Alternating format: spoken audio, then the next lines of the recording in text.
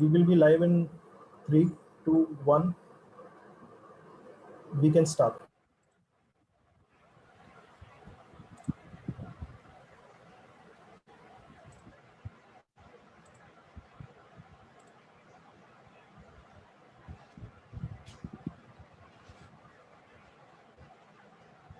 So good evening, everyone. Welcome to this webinar on the occasion of this World Heart Day today, when we are celebrating the 29th of September, wherein we have organized this series of lectures for all the people out there who are suffering from heart diseases. And I understand there are a lot of concerns and a very life-changing moment when you're diagnosed with a heart disease.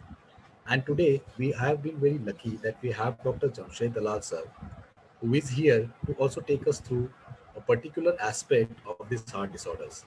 But before begin with a short introduction, Dr. Jamshed Dalal sir is the director of Center of Cardiac Sciences at the reputed Kokilaben Dhirubhai Ambani Hospital in Mumbai.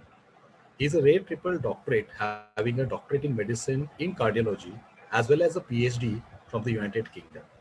Dr. Dalal sir has numerous publications in international as well as national journals and a very renowned faculty on international conferences and workshops.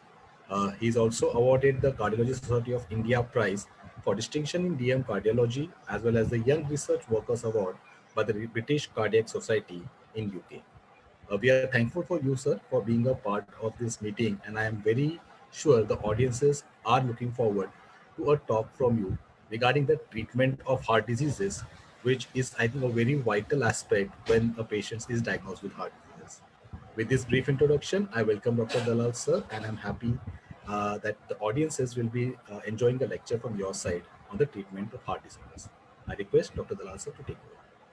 Thank you very much, Dr. Sagar. It's a pleasure being here to talk to the esteemed audience which is there.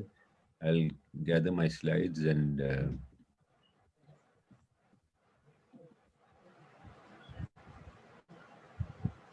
I hope you can see my slides. Yes, sir. Yeah.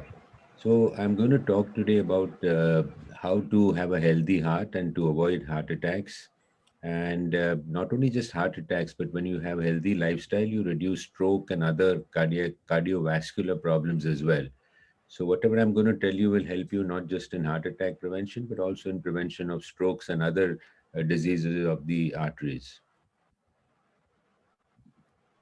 Now we know that heart disease is the number one killer in the world, and you can see the very high incidence of heart disease that is present.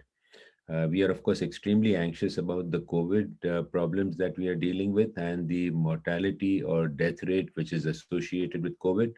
But let me tell you that the death with heart disease is far, far more than with COVID. So we should be even more worried about the heart problems than as we are about the COVID. The other problem is that Indians tend to have heart attacks much earlier. If you look at the average age in a Western population, it will be around 60 years. And in India, it is usually around 45 to 50. And many times we see heart attacks even in people younger than 40, which is extremely unusual. So that's something which we need to keep in mind when we try to prevent heart disease. I mean, most of you are well aware now with what is heart and what are the coronary arteries. The heart is basically an active pump. As soon as you're born, it starts pumping and it pumps till you die. In fact, you're counted as dead only when the heart stops beating. So that's how vital the organ is. And though it is sort of filled with blood, it cannot take the oxygen from the blood itself. So though the heart pumps the blood, it cannot take the oxygen from the blood. It has to rely on the coronary arteries to supply it with this oxygen. And these are the arteries, as you can see from this slide, which are sitting on top of the heart. And then they go deep into the heart with various small capillaries, and these supply oxygen directly to each of the heart cells. And that is how the heart continues to function, and which is why these coronary arteries are so vital. Now, if you look on the left side, there's a normal coronary artery. It's fully opened and patent. There is no obstruction. And then if you see in the middle, little plaques develop. This is called atherosclerosis. It is not just cholesterol, it's a complicated process by which cholesterol is a part of it. These fats deposit in the arteries. And let me worry you, deposits start depositing as early as in your teens and 20s. So this process begins fairly early. So it's not something that I will worry about heart disease only after I'm 50. Heart disease can start very early, and you need to prevent this from early adulthood. And as this blockage progresses, it finally completely blocks off the artery. And you can see there's a red clot which forms, and then it artery is completely blocked off, and that produces no blood supply to the heart, producing damage to the heart, and that is what is a heart attack. So in the beginning, you will have narrowing of the artery, and when that narrowing plaque, what it is called the atherosclerotic plaque, ruptures, it produces a clot, and the clot blocks the artery, and that's what produces the heart attack. And it is the heart attack which then kills the heart muscle and produces damage to the heart. Now, we often hear of the term angina. What is angina? Angina is a discomfort in the chest occurring because of lack of blood supply due to narrowing of the coronary arteries. Typically, angina will happen when you exert, when the heart needs more oxygen and cannot get it. That is the time when you get the chest pain. If you get chest pain at rest, that means even when you're not exerting, it's much more serious problem and more suggestive of a heart attack. You should also remember that angina doesn't come on the left side of the heart. The heart is on the left side, but the actual angina or the chest discomfort comes in the center. It may not actually be a severe chest pain. It could be just a bit of a discomfort, or often what people think is gas or something blocked in the stomach. It can happen in both the shoulders. It can happen in the left arm. It can go to the jaw and the neck. So please remember that this pain can be all across the chest. So not to get anxious every time you get some pain in the arm or the neck, but you should keep in mind that the chest pain can radiate to these areas as well. You're well aware of all these risk factors. I think everybody knows it, doesn't follow it, but please be careful about these. Of course, diabetes is a genetic problem made worse by what you eat and what lack of exercise. High diet and fat is another bad problem. High blood pressure is a problem. Smoking is entirely in your hands, and that should be completely avoided. Any stressful situation, and we are living through a very stressful era at the moment. And of course, sitting at home and eating while you're stressed and having obesity. So you can well see how COVID can harm your heart. You're sitting at home, you're not doing exercise, you're eating a lot, you're putting on weight, you might get stressed out, you might start smoking. And these are the things which then lend to more heart problems. So we have to be particularly careful at the moment. So let's move on to treatment of heart disease. I think the most important is early diagnosis. Because if you don't do early diagnosis, then as I mentioned to you earlier, the plaque that forms will then block the artery and damage your heart. So you'll get a heart attack. Once the heart attack takes place and your heart is damaged, usually the damage is permanent unless you treat the heart attack within a few, say within an hour or hour and a half. The heart muscle damage is permanent. Then you can do whatever you want, it's not going to go away, and you'll have to live with this permanently damaged heart. So early diagnosis is vital for the treatment of coronary artery disease. So early diagnosis, early recognition of risk factors, and modification of the factors. If both your parents have diabetes, or both your parents have blood pressure, or even one parent, chances are that genetically it will be transferred to you, and therefore you need to be even more prepared for it. So clearly, if both your parents have diabetes and blood pressure, then you have to be likely, that's likely that you will get it as well. So right from the beginning, make sure you exercise, don't get stressed out, don't put too much weight, control your activities, control your stress factors, do yoga, etc. So clearly you need to act very much in advance. Of course, once you get a problem, there are still lots of treatments. You got medical treatment, which is very important. You got coronary angioplasty, which is the putting of the stent. And then, of course, you got bypass surgery. And if you've gone through everything and you're really in bad luck and damaged your heart transplant is also available today. And so forth. Therefore, many other modalities are available, which are complex. You got mechanical hearts, you got various pumps to help you pump the blood. But I won't go into these too many complex problems because that you need not worry about at the moment. So let us look at some of the tests that we can do. We have a simple ECG, which you are all familiar with. It tells you whether you got some serious problem with the heart or not. Very important to remember that a normal ECG does not mean normal heart. You could have a normal ECG and you could have a heart attack 1 hour later. But if you are getting a heart attack or if you got abnormal changes on the ECG, then certainly it means you have problems. So please don't do just an ECG every year and say my ECG is normal and my heart is normal. Second is echocardiography. Echocardiography is an ultrasound sonography of the heart. It tells us a lot about the heart in terms of the size of the heart, in terms of the pumping of the heart, in terms of the valves. It does not, unfortunately, look at the coronary arteries. So again, doing an echocardiography does not tell you anything about the coronary arteries or your possibility of getting a heart attack. So normally people do an ECG, echo, both are normal. They have no heart problem, which is not correct. If echo or ECG are abnormal, then you certainly need further investigation. Then you move on to stress testing. Stress testing is where you record an ECG while running on the treadmill. So basically, you're putting your heart to a load by increasing your heart rate and blood pressure on this exercise, and therefore the heart demands more oxygen. And if your arteries are narrowed, the demand is not met, and therefore you get chest discomfort and ECG changes. So stress test is more useful in terms of diagnosing blockages in the heart arteries. Again, it is not 100%, its accuracy may be around 70 or 75%. Clearly, if the stress test is normal and you have no symptoms, then that's fairly good sign that you may not be having a problem. If on the other hand your stress test is abnormal, then it suggests that you need other investigations. It doesn't necessarily mean that you got a serious problem. It just suggests that you need further investigations. Then you have a nuclear scanning, which is again the same as stress test, but you do a nuclear scan. That means you inject a nuclear substance, again non-toxic, don't worry about the nuclear word, and it will scan your heart and give you more information. So it increases the sensitivity of detecting heart disease by another 10-15%. So it will give you more sensitive, like 85-90% sensitivity in terms of picking up a problem. Then, of course, you do an angiography, which is more direct, looking at the arteries themselves. Now, there are two types of angiographies. One is the CT angiography, where you do a CT scan. So you go for a regular CT scan. However, they still need to inject the dye in order to see the arteries. So you do get dye injection. And once you do the CT scan, it shows you the arteries and the blockages. Today, CT scan is highly developed and is very equally good as compared to a regular angiography, which is a more invasive procedure.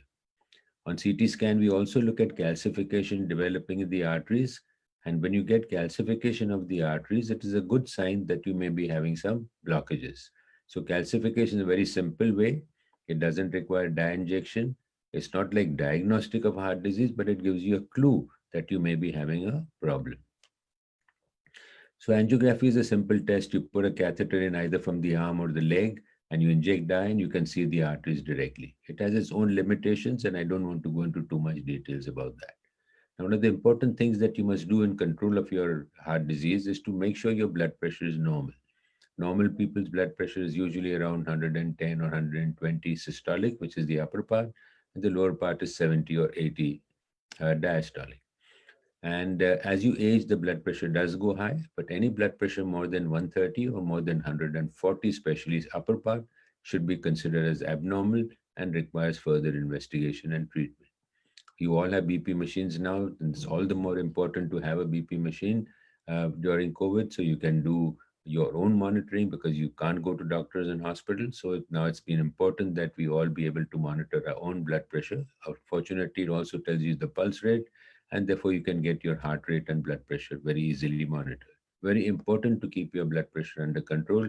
Not only does it reduce heart attacks, it reduces heart failure, which is a dilatation and weakness of the heart, and it also reduces stroke. So when you get chest pain, people usually ask, what do I do when I get chest pain? What do I do when I get a heart attack? So we have what is called as a chest pain unit. We have that at Kokilabin Hospital, and all big hospitals have that. So what the chest pain unit does it is, well, when you go to the hospital with chest pain, that it could be cardiac, it may not be cardiac. So the doctor will examine you, take an ECG, and he will do certain blood tests called troponin tests. That will help us to diagnose whether you have a heart problem or not. Many times the doctor will ask you to wait for a couple of hours and then recheck the blood test and recheck the ECG. And if there is no worsening, no change, everything is normal, you can go home. If there is a problem, it gets detected quickly. The advantage of this is that you want to make a quick detection of a heart attack because then you have two treatments. One is thrombolysis, where they give the blood thinning medicine, what is called as a clot buster. This is given intravenously and it helps you to open up that clot and improve your heart attack situation. And the next is to do an angiography and then angioplasty as required. As I mentioned, the angiography can be done from the arm or the leg. Nowadays, usually you do it from the arm, so it's much easier for the patient. Nobody likes punctures in the groin, but the arm is really more convenient, less painful, and it usually takes about 10 to 15 minutes. Overall, the procedure may take half an hour, but the actual procedure is usually less than 10 minutes. You need to stay in the hospital for a few hours, and then you can actually go home by evening, go back to work next day. CT angiography, as I mentioned to you, does not require any hospitalization. It's an OPD procedure like any other CT scan you have for the brain or the lungs or whatever. Angioplasty is a little more than angiography. It can be again done from the arm or leg, and most patients prefer the arm. It usually takes about 40 minutes, half an hour to 1 hour maximum. Usual stay in the hospital is 24 hours at the most. You may require to stay 48 hours. If you are staying far away, you may not get medical help. Of course, ambulance services, etc., and the emergency management in India is a little slower than West, and therefore we keep hospitalization for a day or two to make sure that there are no complications before you go home. Again, angioplasty requires no anesthesia. You can talk to your doctor during the procedure, and you're back to work within a few days. So here you have on the left-hand side a blockage in the artery. You put a balloon out there and that opens the blockage. And then you have a stent, which is a material on this balloon, which you put on the balloon and you then implant the stent. So the stent will actually get implanted. And after you finish the angioplasty, the balloon, the wire, everything will come out. Only the stent will remain in the artery. These are the various stents which are available. They're the very fine, made up of platinum and various other materials. And they are now coated with a special drug. So they're called drug-coated stent. And this drug coating prevents the recurrence of the narrowing in the stent. Occasionally, there is a chance of recurrence, and this can be prevented or reduced significantly by this drug coating. So nowadays, we always use what are called as drug-coated stents. Now, here is a picture of an angiography. You can see on the left-hand side where the arrow is there, a severe narrowing in the artery. I think you don't need to be an expert. You can see that narrowing where the artery is. You can see the artery is big up there, and then it narrows down to a very severe degree. And on the right-hand side, you can see a stent has been implanted, and now the artery looks totally normal. So clearly, this severe 90% blockage is made into almost 0% by implantation of the stent. So that's how angioplasty works. And obviously, your blood flow will increase and you will not get any chest pain. Then, of course, if there are too many blockages and there are certain situations where angioplasty is not possible, then you do bypass surgery. And bypass surgery, what they do is they take your own arteries or veins. There's an artery called the internal mammary artery, which runs in front of your heart behind the chest. And that can be used and bypassed, or you can take an artery from the arm, or you can take veins from the leg. Nowadays, we prefer to use all arteries because the pressure in these bypass grafts is arterial pressure, and veins usually are not used to this high pressure and therefore give problems over time. So therefore, arteries are better, and therefore we use always mostly arterial grafts, as many as we can. The bypass doesn't remove any blockages, it simply bypasses that blockages. So you put this artery beyond the blockage, and the blood will go both through your own artery and through the bypassed artery. So even if your own artery then blocks off, the bypass will continue to supply blood beyond that. So it's quite easy to understand. Medical therapies are extremely important. Nowadays, we have got an extreme, last 5-10 years, there has been an abundance of new treatments that are available. You got blood thinning medicines like aspirin and various other blood thinners. You got new blood clotting prevention medicines. You got other very important medicines called angiotensin converting enzyme, which are very useful for weak hearts, for treatment of blood pressure. You got drugs called beta blockers, which are very useful for controlling heart rate, blood pressure, and reducing irregular heartbeats and prevention of sudden death. And of course, you all know statins, which are very important for cholesterol reducing. Many of you are very concerned about statins because you read a lot of harmful things about statins, but I think that's not really true. Statins are extremely safe drugs. They've been used for now almost 2 decades. Sometimes they produce muscle aches and pains, but serious consequences of statins are extremely rare, somewhere around the region of 0.01% or so. However, statins reduce your cholesterol, and that reduces your future chances of heart attacks and stroke and other cardiac problems. So clearly, if your cholesterol is high, or if you got a family history of heart disease, or if you got blood pressure, or if you got diabetes, it's very important to take statins and should be taken early in life. Don't wait to start statins after you get a heart attack. Statins have been shown to be beneficial in prevention of heart disease and heart attack, and therefore it's a preventive medicine. You take vaccines after you get a problem, there is no good. You want to take vaccine before you get COVID, not after you get COVID. So similarly, you need to take statins before you have a problem, not after you get the problem. So please do discuss with your doctor about this. So if you want to keep your heart healthy and happy, you have to do primary prevention, no smoking, low fat diet, regular check of blood pressure and control, exercise, control diabetes, healthy weight, avoid stress. And of course, secondary prevention continues. That means if you have a problem, of course, all the primary prevention continues, but you do your angioplasty, bypass, medical therapy, and then continue to do all the regular things that you ought to do. Simple way to see whether you're fat or not. You can weigh yourself or do the pinch test. Again, this is the way we often eat in front of a TV, lying down, bad food. Don't do that. You eat more regular, correct food in a good environment. Regular exercise of any type, even the minimalistic exercise is beneficial. So you don't have to go to the gym. You don't have to spend lakhs of rupees in a gym to do some high level exercise with trainers. Simply walk, run, climb up and down the stairs. I think the best thing to do is to incorporate your exercise program in your daily life. At your work, at your house, don't take the lift, climb the stairs. If you're staying on 13th floor, take the lift to the 10th floor, climb the rest of the three floors. Same thing, whenever you are at work, stand up as often as possible. It's well known now that simple standing will help you as compared to sitting down. So if you've got a desk job, every hour or so, stand up, walk around. Nowadays, they have standing computers. You put a computer on top of a standing table, so you actually stand and do, because standing is now extremely important as a part of your improvement of lifestyle. Again, this is a big problem. Type A personality, ambitious, aggressive, very active, doesn't want to adjust, and that creates problems. So you need to stop that. And I think meditation, yoga is very important. This is why yoga is so important for us. And I think yoga should be practiced by everybody as a part of very healthy heart and healthy life and healthy body as well. So what I've tried to do is to give you a bit of an understanding about your heart and your heart disease, because if you understand your disease, you will live longer. So it's up to you. You can't blame your parents because they had diabetes. You can't blame your doctor because he didn't explain to you or whatever. It's up to you.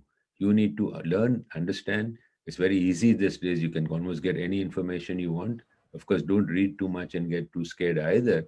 But I think that if you understand your problem, you'll be better able to discuss it with your doctor, and in that case you'll be able to better manage the problem when you get to it. But more important, prevention of the problem is far more important than doing it after the heart attack. So thank you very much for your patient learning. Yeah. Thank you, Dr. Dalal, sir. I think that was a very exclusive and a holistic overview, and the audience must have really appreciated the information. And the way sir concluded, I think the first step is to understand your disease much better and then take the task in your own hand. And you joining in this webinar, I think is the first good step to understand your disease better. And we are thankful that sir is here with us to understand it much better and address certain queries. So we have certain questions that we have from collected pre-hand from the audiences. And I think that are also something which you must be receiving in a routine practice. But there is one frequent question that comes up when a person gets diagnosed with heart disease and is being proposed for angioplasty or a bypass surgery. The question is, can we delay that by using drugs? So what would be your suggestion to the audiences? Delaying a particular procedure of Yeah. angioplasty. See, I think that this is not a decision you should make by reading on Google, because I think you can't really make that decision. Literature gives you information, pros, cons of various procedures, etc. But I think you need to go to a cardiologist to make that decision. Yes, you can be treated with drugs. As I mentioned to you, drugs are extremely effective, but you must remember that you have to take the treatment.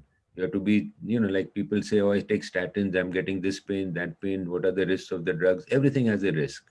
So all drugs will have some side effects. You have to balance the side effects versus the benefits. So the doctor will give you a blood thinning medicine, which is good for your heart. It prevents heart attack, but occasionally it can produce bleeding problems. So there's a balance between the two. But yes, they'll give you a blood thinner, they'll give you a statin to reduce your cholesterol, they'll give medicines for your blood pressure, they'll give medicines to reduce your chances of heart attack. So medical therapy will certainly reduce your symptoms as well. So if you're getting angina, angina can certainly be reduced or stopped completely by symptoms. Then of course you have to decide how severe your problem is. If your problem is not so severe and you don't have any symptoms, yes, you can be managed with medicine. But if the problem is severe, blockages are very critical. They're in a location where a blockage can produce sudden death, then of course you'll need either angioplasty or bypass surgery. Now, whether you go for angioplasty or bypass depends on the type of blockage, the location of the blockage, These days, we can do very complex blockages also by angioplasty, but that you have to discuss with your doctor about the pros and cons. Angioplasty is easier, obviously. We do it from the arm. You go home next day, you're back to work day after. Pain, trouble is much less. However, it has its own limitations. Stents can produce problems sometimes. Again, nowadays, new stents and new technology, the blockages recurring are very less, but it can happen. Bypass is a much bigger surgery, but it has its own benefits because it can last for a much longer period of time. Certain critical situations like the main artery, etc., may be better with patients with bypass surgery. Then also you have to see whether your heart is weak or the heart pumping is normal, whether you have diabetes or no diabetes.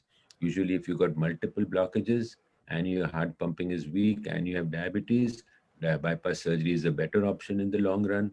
On the other hand, if you don't have too many blockages, you're non-diabetic patient, your heart pumping is good, angioplasty may be a better option. So clearly, it's not a simple decision, it's an individual decision. And again, you should understand the problem and be a part of the discussion. You can't leave it to your doctor and say, you decide bypass or angioplasty, and then you complain that, oh, I should have gone for this, etc., after speaking to your friends and neighbors. You make a joint decision with your doctor. You can make a joint decision with your cardiologist, surgeon, and the patient. Today, we call this as a heart team approach. And we usually try and follow the heart team approach because then what happens, the patient can have a choice of discussing at the same time with the cardiologist and the cardiac surgeon and make a correct decision of what needs to be done. However, you must remember that if you are getting chest pain and you're having a heart attack, then you can't have all this luxury of discussion with your friends and other people. Then within 90 minutes, you must have an angioplasty done or your heart will be damaged. So in a situation of heart attack, you don't have this liberty of taking your time to think and discuss and decide. So it's very different when you have a heart attack and immediately things have to be done versus somebody who's stable and who's only got angina where you have enough time to discuss and decide. So please remember, for heart attack, you don't really have time. Time is extremely important. Thank you, sir. I think again that really covers up many of the questions that we had received. I think from your experience, you have really covered them up. The second question is on a different spectrum of to the contrary, where the patients say, I don't have a family history, I have a good healthy lifestyle, and I don't have diabetes and hypertension. Then how come I will suffer from a heart disease? So your opinion on this? Well, somebody has to be the first in the family. So after all, when your parents got it, maybe their parents didn't have it, or somewhere along the line it has to start. I mean, that's but natural.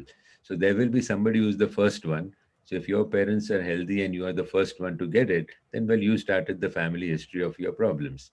There is no reason why you cannot get a heart attack, but if you don't have diabetes or hypertension, all patients, when we see heart attack patients, maybe 30-40% will have diabetes, a similar number will have hypertension. It's not 100%. So we see plenty of people who don't have diabetes, don't have hypertension, who are non-smokers, who are very thin, who exercise regular and still get a heart attack. That's one of the problems with the body that you can't predict. You get cancer, there's no reason why you get cancer and everybody doesn't get it, but somebody gets it in spite of. And I hear so many times that this is a man, he's smoking all the time, he's a diabetic, his blood pressure, he's got no heart attack. How come?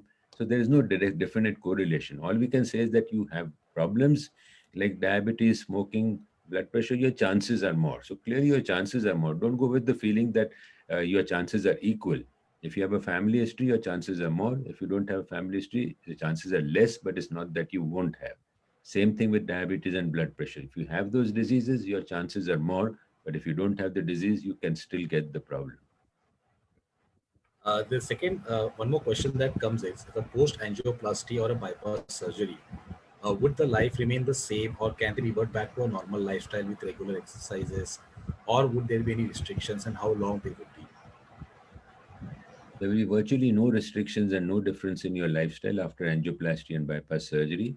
The only difference is after angioplasty, you'll be able to go back much more early because there's no scar in your chest. With bypass surgery, it definitely takes more time. You'll be in the hospital ICU for 2-3 days, in the hospital for about a week, and it'll take you about a month or so to recover. Then, of course, a scar means they've opened your chest to get to your heart, and therefore, obviously, it's like a fracture. So, any of you who've fallen down and broken your arm or leg, you know that it keeps troubling you and it pains for a while, etc. So, clearly, bypass will take a little longer time to recover, but eventually, both people, heart angioplasty and bypass, will be able to do whatever they wanted to do, whatever they have been doing in the past. Thank you, sir. Thank you for that answer. One more question was there. What is the usual life of the stents that is implanted during angioplasty? So, do we have any definitive answer for that? Or what could be the precautions that the patient should be taking when they have a Yeah. stent? Now, the stent basically has two problems. One is after you put a stent, because it's a foreign body, it tends to clot. Any foreign body in the heart or in the arteries tends to attract blood clots and clot. The chances of stent clotting, or what we call a stent thrombosis, is around 1% today. And it's so low today because of two reasons. One is the technique of implantation, which we have improved considerably. Secondly, of course, the quality of stents, which have become extremely good. And third, we got what I call as antiplatelet or blood thinning medicines. What we usually know is as aspirin, clopidogrel, ticagrelor. These are blood thinning medicines which prevent the stent from clotting. So if the stent is put properly, if the correct stent is used, and if you take these medicines and don't stop them, then the stent thrombosis doesn't happen. But sometimes patients are think, oh, I've got this problem or some minor bleeding, and they stop the blood thinning medicines, then your chance of stent thrombosis or stent clotting are high. But if you take all the medicines, the chances around 1% today. And usually this happens in the first week or first month after that. It's not that it'll suddenly happen many years later. That's very rare. So most of these problems will happen in the first few weeks or months within the stent implantation. The second problem with stent is what is called a stent restenosis. That means the blockage comes back into the stent again. To simply explain to you, suppose you cut your hand and there's a scar. Some people have a very fine scar which you can't see at all, and some people have a big thick scar which is called a keloid. So same thing happens inside your artery. When you put a stent, there's some damage to the inside of the artery. If you have a small scar, that will not produce restenosis. If the scar becomes big inside the stent, you get restenosis. So restenosis is not the stent narrowing down, but the tissue growing into the stent and through the stent. The stent is like a coil, so it can go through inside. It's not a steel plate. So the growth can come inside the stent and narrow it down. If you get a stent restenosis, symptoms will come back again. You can have a repeat angioplasty. You can just open it with a balloon. You can put another stent also inside. Normally, what we do is when we get a restenosis, we treat it with angioplasty again. But if it recurs again for a third time, then we advise bypass surgery. So you can deal with this problem with angioplasty once or even twice or three times if you want to. There are various techniques by doing that, and I don't want to go into details, but re-angioplasty is possible. And of course, bypass is also an option. Right. So But one remember very that 85% nothing will happen after stent. It's just the 1% thrombosis and 5% restenosis. So 90-95% you will be all right. I think that is the main crux of it. So it's only that 1% gets discusses. That's the reason it feels to be filling the entire class. But I think again the audience should be reaffirmed that 99% cases will not be suffering such type of complication with the advanced treatments today. So one question that comes very pertinent to this COVID situation, in this COVID pandemic, if a person has symptoms and requires an intervention, should he delay for this COVID or should he go in for an intervention? One very pertinent question that is. Now, I think it is very important that you consult your doctor immediately, because what is happening is that patients who are having heart attack are not going to the hospital thinking that it's COVID and they'll get a COVID. But then heart attack is more dangerous than COVID, and you may suddenly die at home, or you may get a heart attack which you may survive. All heart attack patients don't die, even if they don't get treatment. One must remember that it's not that every single patient will die. Majority of patients will not die, in fact, in spite of not getting treatment. But what may happen is that you might damage your heart, and you'd face the consequences of this damaged heart later. And it has been seen now when they're looking at these patients in USA who did not go to the hospital because of the COVID anxiety. Many of them died home suddenly. Many of them are now presenting with late problems. So if you have symptoms, please do not avoid going to the hospital. You have enough facilities. Hospitals, I think, are well divided into COVID, non-COVID. Your chances of getting complications of the heart attack are much more than catching COVID. So if you suspect that you got a cardiac problem, do consult a doctor. Get an ECG taken, do the blood test, and if you have a heart attack, please go ahead with the angioplasty. Do not postpone it or put it off. You may have serious consequences of that. Definitely, I think that's a very clear message Sir has given that please take care of your heart and the COVID. I think the risk of getting the complication heart attack is much more than COVID. So the last question that very pertinent again from the audience perspective. if they are a post procedural patient and now they are taking medications and have absolutely no symptoms, how frequently they should be evaluating or visiting the doctor? See, after a procedure, certain medicines will be lifetime, like blood thinning medicines, aspirin, or one of the other medicines that I mentioned.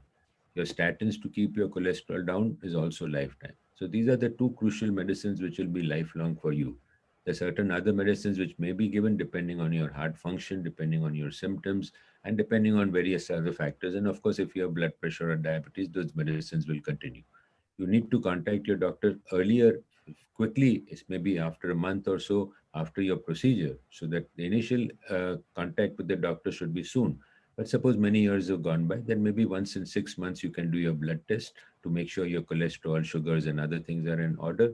You could consult your doctor once in 6 months or even once a year, depending on what was done, what is your present problem, whether you have symptoms or not. So I think you have to individualize. Every patient cannot be given a fixed time that you must see every 3 months or 6 months.